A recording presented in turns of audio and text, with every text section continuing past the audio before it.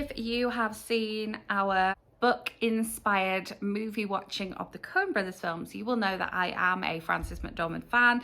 I love Three Billboards Outside Ebbing, Missouri, so of course I was going to watch Nomadland. Welcome to my movie review.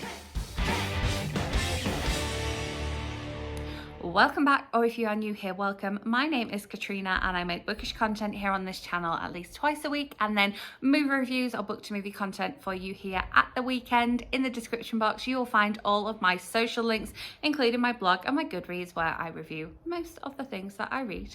I will leave a playlist of my movie reviews linked up above in case you are looking for something to watch this weekend, and I will also leave that aforementioned Coen Brothers movie review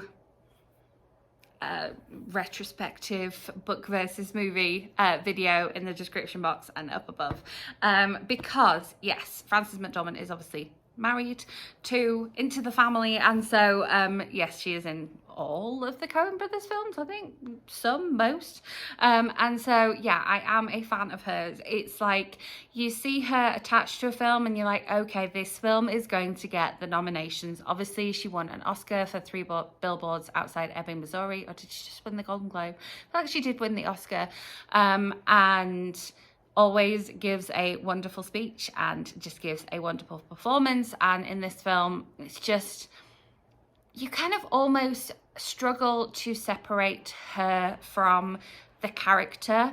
And reading up on the making of Nomadland, I believe that she did live in the van that she lives in Nomadland for a little while whilst filming, and some of the real life nomads that she met along the way did not know who she was and fully believed that she was also a nomad. So that kind of gives you an idea of the validity and the sort of scope of her performance in this film.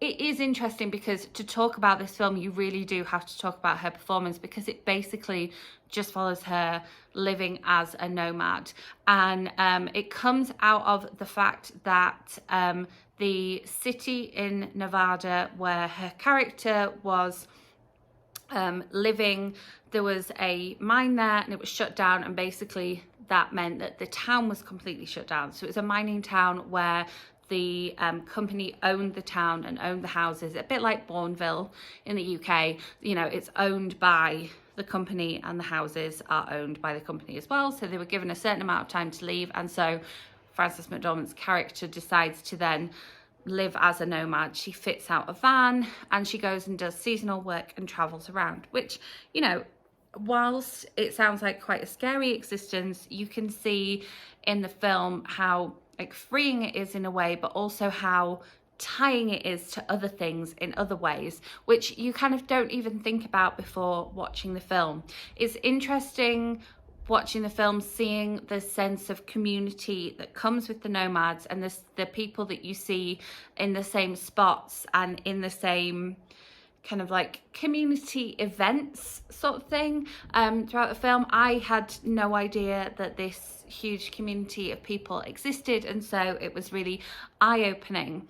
Even though it is a movie and not a documentary, at times it feels a little bit like a documentary, and it is of course based on a book that is a real life account, so it is a biopic.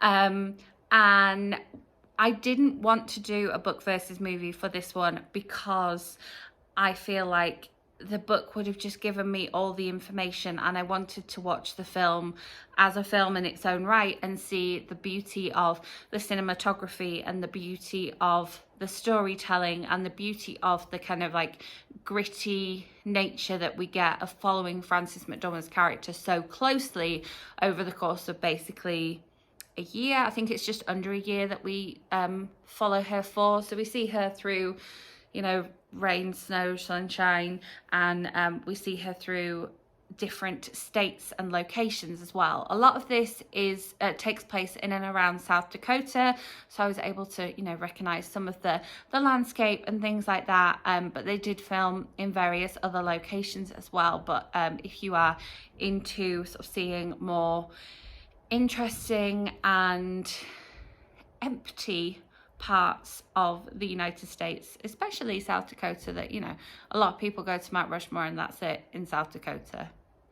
And so it was interesting to see, you know, the Custer National Park, and she takes some time working at Wall Drug, and yeah, it's very much about her as a character. It's a very slow-paced, quiet film, very, very character-driven, even though it is about that character's living as a nomad.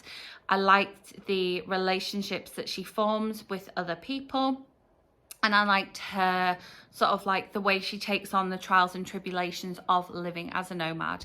It is definitely a film that I would watch again, even though it is sort of very slow and very quiet. I really enjoyed seeing the different aspects of the landscape, although I did spend a lot of the film quite worried for her character, but that's just me and my takeaway from that.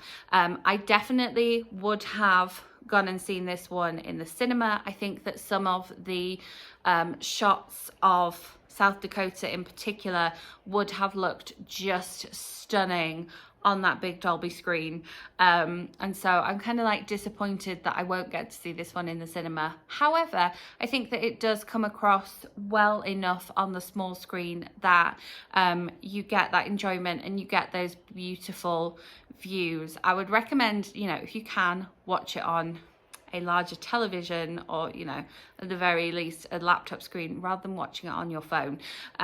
So having taken away last week's movie review where I'm like, yeah, just watch this on your phone, yeah, I'd recommend watching it on sort of as large a screen as you can, just to get the beauty of the landscape and the grittiness of the journey as well. I think it works better on a larger screen than on a small screen. So yes, I definitely would have paid money to see this in the cinema.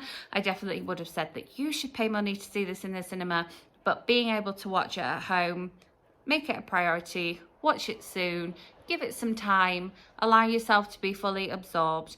I think it's well deserving of that Best Director Golden Globe, and I'm interested to see what recognition it gets with the Oscar nominations as well. So there you have it. As I say, Oscar nominations are coming up very soon.